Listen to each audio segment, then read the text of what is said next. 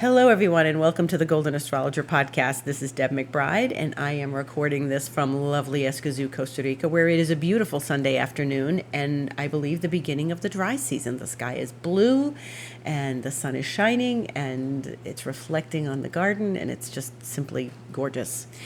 Today is Sunday, the 8th of December in the year 2024. And we have a lot to talk about. So, just as a reminder, this is your last chance. These are your last chances.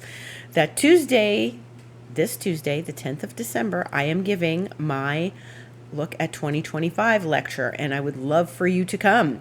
Join me. It will be 7 p.m. Eastern Time. It's called the Liminal Labyrinth, and it is all about next year and the energies that will be present for us and the major shifts and changes that we will be experiencing next year, because lots of planets are shifting out of where they've been for a long time and moving into something else somewhere else. So a lot of changing energies. And this is why I called it the Liminal Labyrinth, because we are navigating through this space of temporary energies. Saturn will be in Pisces and it'll be in Aries. Neptune will be in Pisces and it'll be in Aries. Gemini, Uranus is going to Gemini. We're going to be needing to navigate the liminal space, this in-between place next year. So join me. It's only $55. You can book this through my website. You can go to Astrologer's Thoughts, which is at the bottom of the page. The website is thegoldenastrologer.com.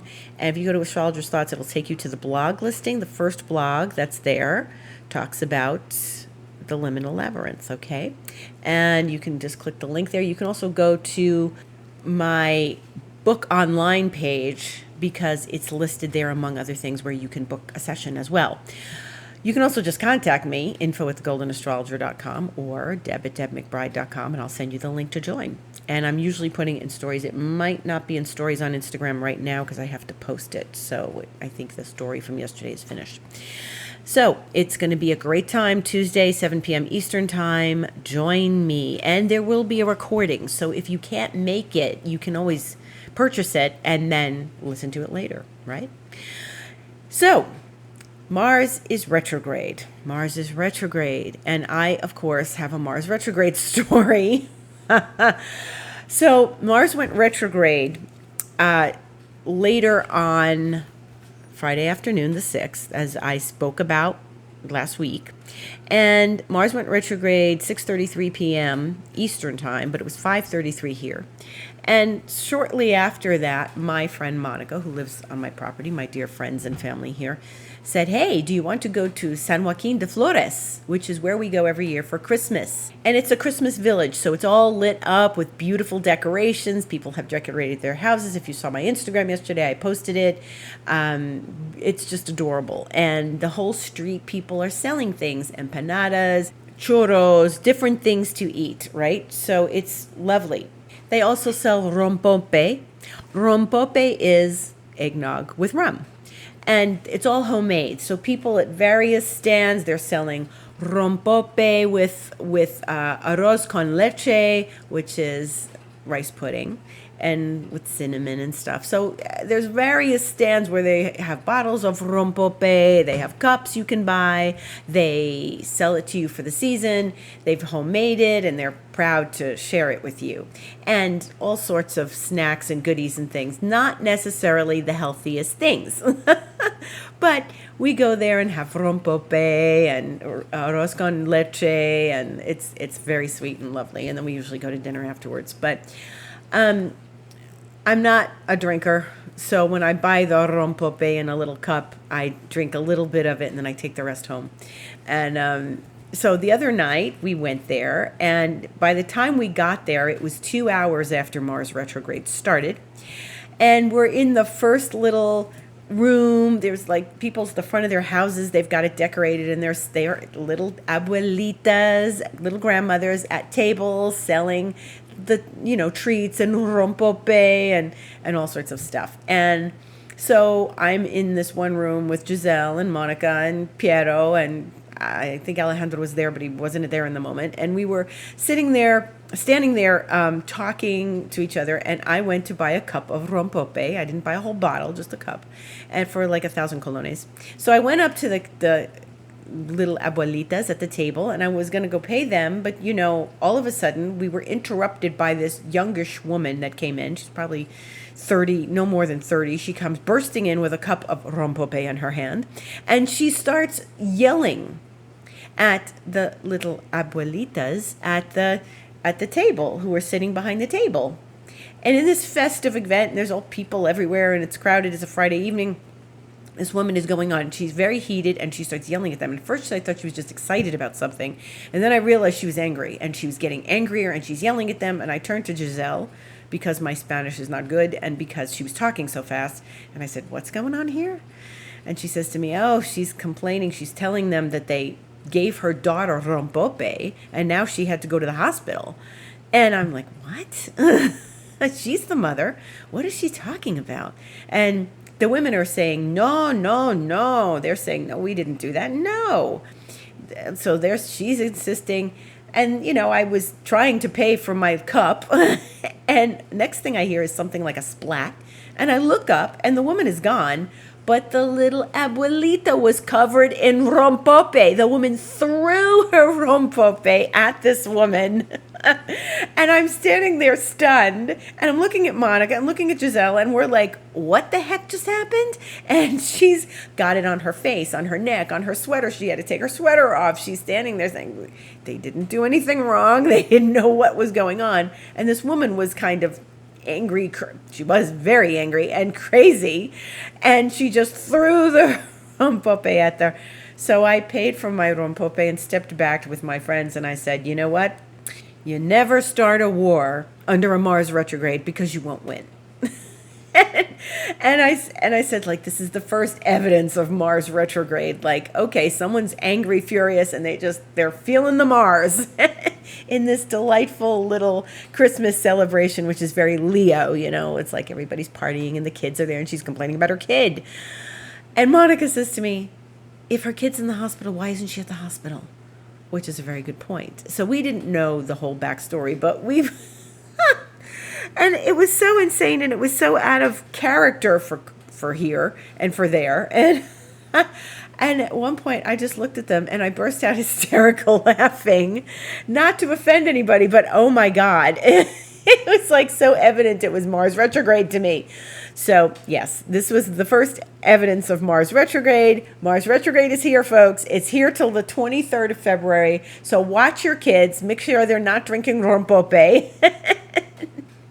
Or we actually thought she was lying. Later on, we were talking about it in the whole scenario and everything. It's like, why wasn't she keeping an eye on her kid? And if the kid's in the hospital, then why isn't she there with the kid? Because clearly it had just happened if she was there and screaming. And and these little abuelitas don't give alcohol to children.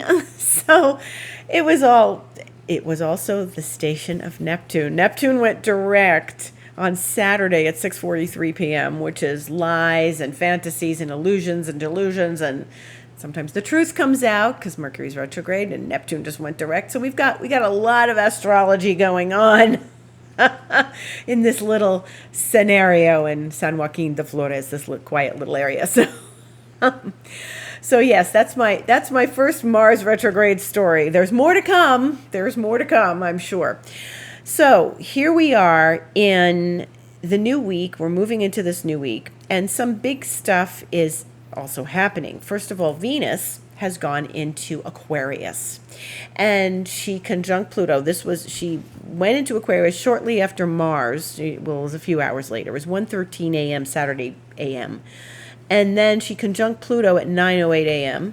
And this is the first time an inner planet has conjunct Pluto since Pluto has now taken up complete residence in Aquarius for the next 20 years. They conjunct earlier this year, but this is a different experience. This is now Pluto is moved into its house, moved in home, is there, unpacked its bags, and now Venus comes and greets Pluto. Now, of course, Venus and Pluto are very dramatic when they're together, which could have also contributed to the drama that I experienced on Friday evening, but when Venus and Pluto meet, there is often, some knowledge about Plutonian things. So Venus and Pluto together in Aquarius, it could be groups and communities, it could be triangles in groups and communities, it could be some sort of breakthrough around the areas of money and power and relationships. And so I had a breakthrough on Friday afternoon while I was in a class, and it was how we were talking about that money and sex and power are all connected. And we were listening to the mentor speak about these things, and she really brought in a person to coach them live, and she talked to this person, talking about money, but she really asked her about her relationship. And when she was asking her details about her relationship, it was clear that the whole empowerment and financial thing were deeply rooted in some of the dynamics in her relationship. And we really began to see and come to life in front of us how they are interrelated. And, oh yeah, those three are all connected. They are deeply rooted. And so for me, Venus-Pluto this time was a deep realization of how power dynamics and relationship dynamics and money energetics are all connected and interwoven. And how we behave in our relationships has a lot to do with our financial things going on. So this was a very deep thing to process. And I definitely gained a lot of knowledge during that Venus-Pluto experience. And really, I was watching some replays of it yesterday, and I'm like, yes, I get it. This is powerful and profound. Really amazing. So I hope that you had some great breakthrough with Venus-Pluto, because it can be a breakthrough. When the outer planets are working with the inner planets, we do want to encourage breakthroughs, and we do want to encourage realizations and shifting and movement in our lives, a real transformation. So this was a big aha moment for me. It was an epiphany. And, those three terms are often thrown around in many ways together, but to watch the dynamics of it and to see the interacting energies was really a special and incredible thing. So Venus, in her movement in Aquarius, of course, the opposite sign is Leo, and who's in Leo? Mars. And Venus is going to talk to Mars on Thursday the 12th. Venus is going to oppose Mars at 5:46 a.m. Eastern Time, Thursday morning, the 12th.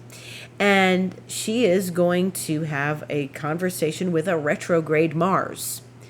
So, a lot going on. I believe, and since we know that Mars and Pluto have been in a dynamic and in a dance, I believe that we are on the brink of some very deep energetics around our relationships, recognizing and working with the energetics around our relationships, around Venus, around Mars, around Pluto.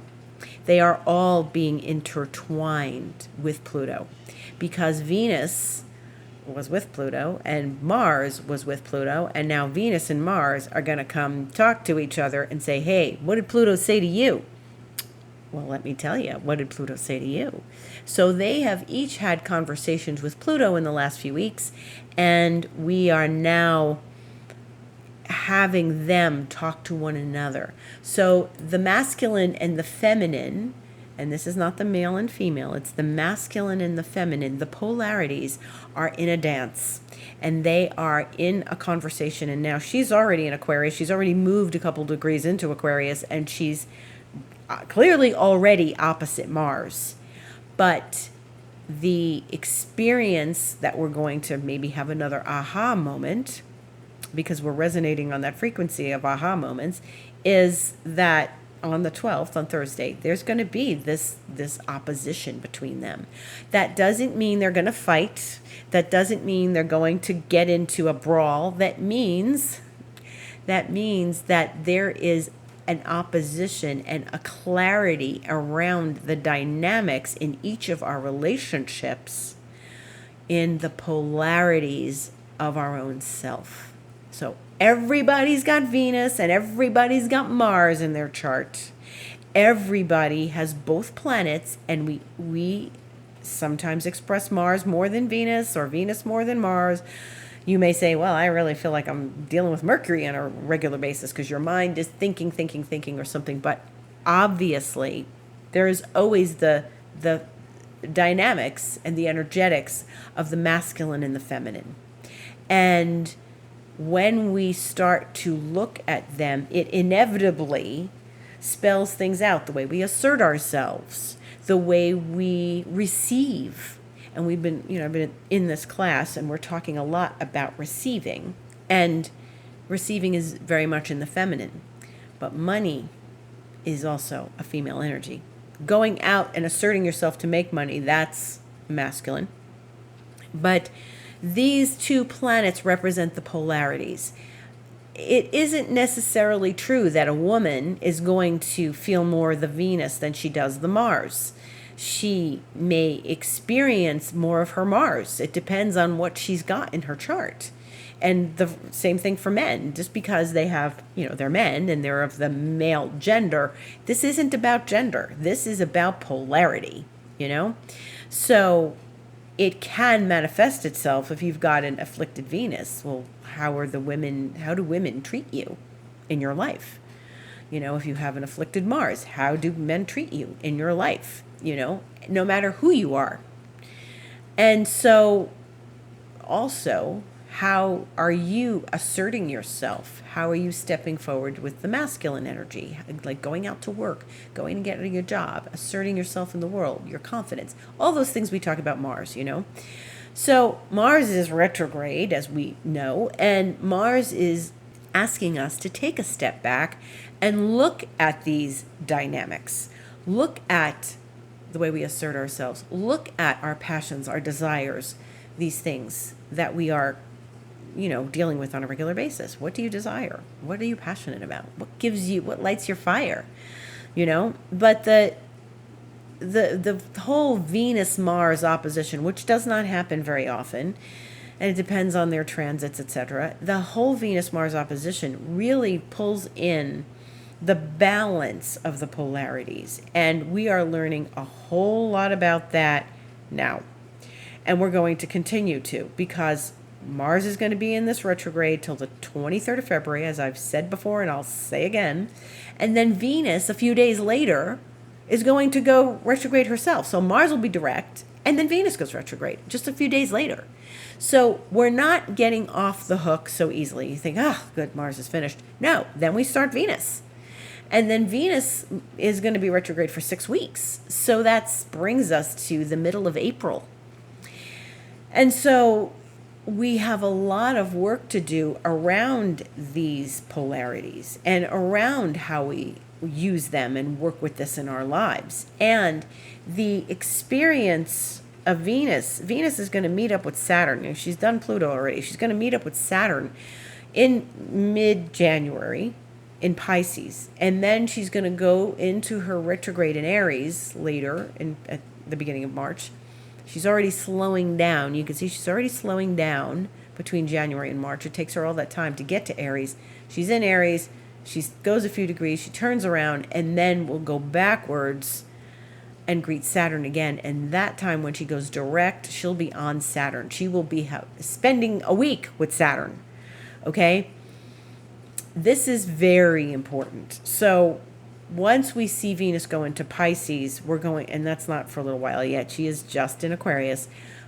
We're going to start really feeling those dynamics of Venus and Saturn and what that is going to reveal to us. And, she's going to be involved with Neptune as well. So this is really going to be an interesting ride through the polarities, through exploring the polarities of the masculine and the feminine, and where we balance those when they're in balance, we're in good shape. And and the energetics of that. Now, if you want more information about this, you can buy my masterclass I gave about 1.5 years ago called How to Be a Goddess in a Masculine World. And it talks a lot about the domination of masculinity, the masculine polarity in our world, and what that's like, and how to, balance polarities in an environment that's like that. So I talk all about that. It's a masterclass. It was a great group that night. We had people really going deep, and it was really amazing. So it's available on my website. You can go to thegoldenastrologer.com, go to book online, and you will find How to Be a Goddess in a Masculine World. And this is a conversation worth having because it affects us in many, many ways, especially our money. And money just doesn't come from working our butts off and working really hard until we're exhausted. Money comes from having the right energetic alignment with it. And that involves a lot of awareness, a lot of consciousness, a lot of watching our own behavior and having squeaky clean energy. All of this is where the actual understanding of how to make money and bring more money in and be a magnet for money. That's how we make money, how we bring it in. Okay, so the balance of the polarity is going to be very interesting. Watch your relationships Thursday, see what happens, see if anything that you uncovered over these last few days with Venus and Pluto has some relevance on Thursday when Venus and Mars have a conversation. I bet they are connected.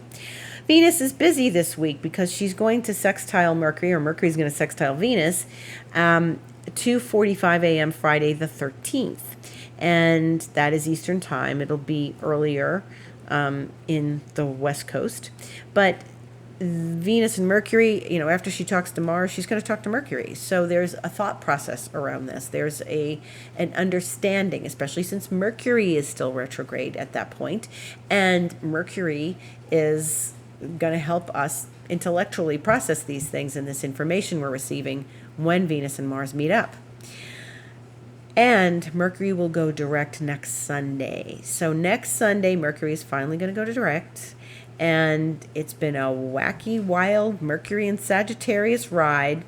It is going to happen at 3:56 Eastern time next Sunday. So around the time I will be doing my podcast, Mercury will be going direct, and we're going to start to see the results of what Mercury retrograde was like. It'll be about 6.5 degrees of Sagittarius, and then we'll be done with Mercury retrograde for 2024. The next one will be later in 2025.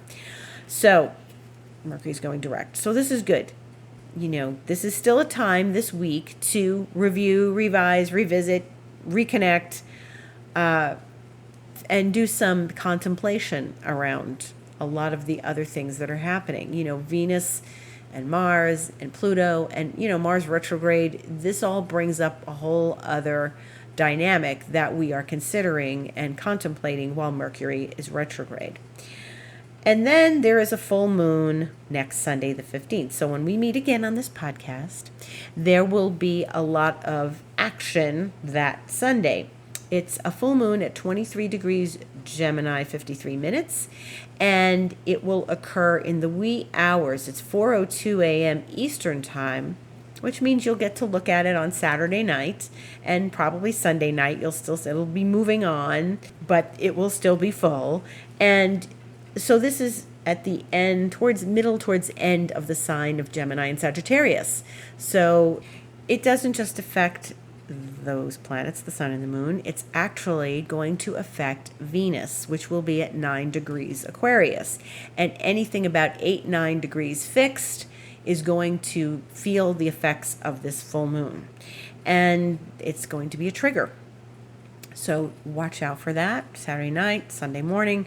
If you've got planets around 8-9 degrees fixed, that's Taurus, Scorpio, Aquarius, Leo, you're going to feel this. And we are going to feel it with that Venus. Venus is going to get triggered by this. To a lesser degree, the Mars retrograde. Mars will be at 5. It will have moved back 1 degree.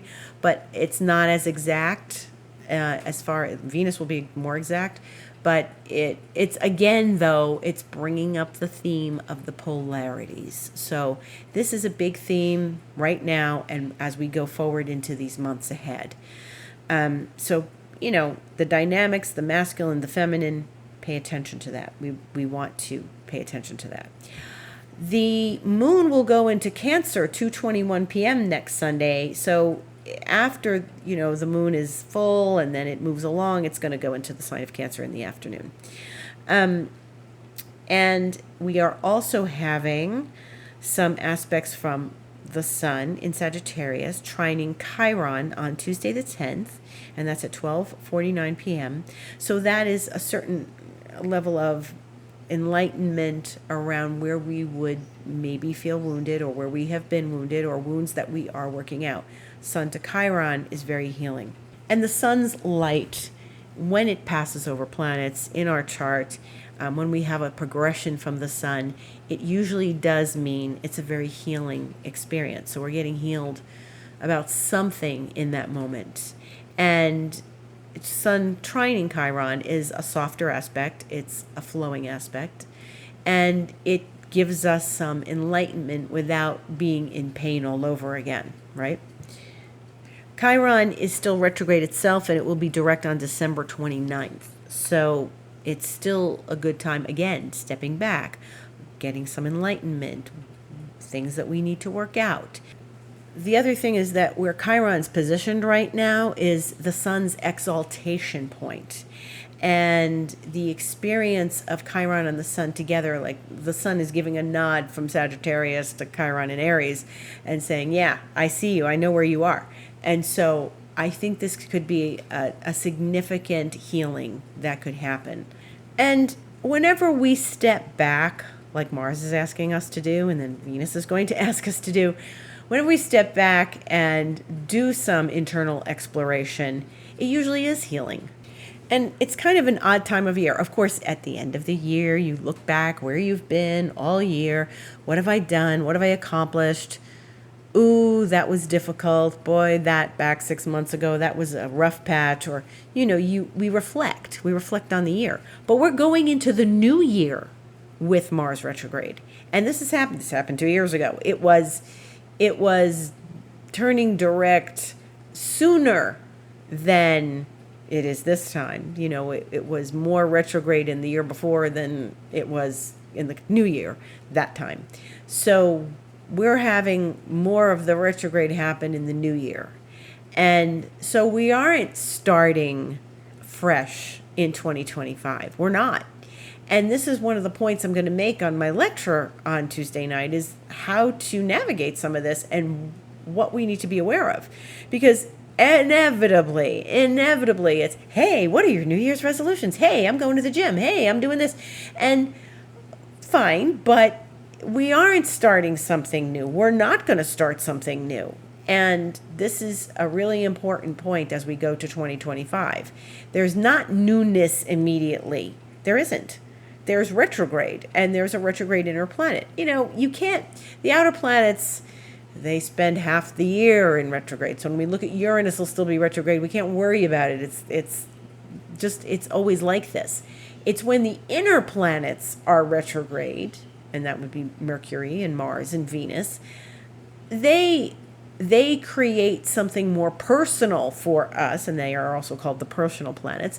They are more personal in that we need to do some more personal homework and personal reflection, and they bring that to us. But we're not getting out of this. The themes of this year are going with us into next year, and it's not a clean break from 2024. It's an extended version, So this is why it's all relative, when you look at New Year versus old year, and people celebrate the new year and it's a fresh start. If you feel that you've got a 2024 hangover in 2025, this is why. So we're going to talk about this on Tuesday night. There's going to be a lot going on next year, a lot of retrograde stuff we have to contend with, and we'll be discussing all of this. So I invite you again, join me. It's going to be great. And in the meantime, I hope you have a beautiful week ahead. By the next time I see you, Mercury will be going direct. We will have a full moon. So all of these lovely things, and we'll talk more about them on Sunday the 15th. But if you would like a session in the meantime, go to thegoldenastrologer.com, click book online. And if you get a session with me the rest of this month, you will get a free mini scan from New Vision. I will do that scan for you. If you sign up for expansion mentoring, you will get a free astrological session. So all of this is still available the rest of this year. And so take advantage of them while they're available. You can get a free astrology session with me in addition to joining me in expansion mentoring. If you'd like more information about that, just contact me, deb@debmcbride.com, info@thegoldenastrologer.com. Have a beautiful week, the last week of Mercury retrograde. Gratitude to everyone who listens regularly and joins me. Thank you so much. Blessings to all of you. Have a beautiful week.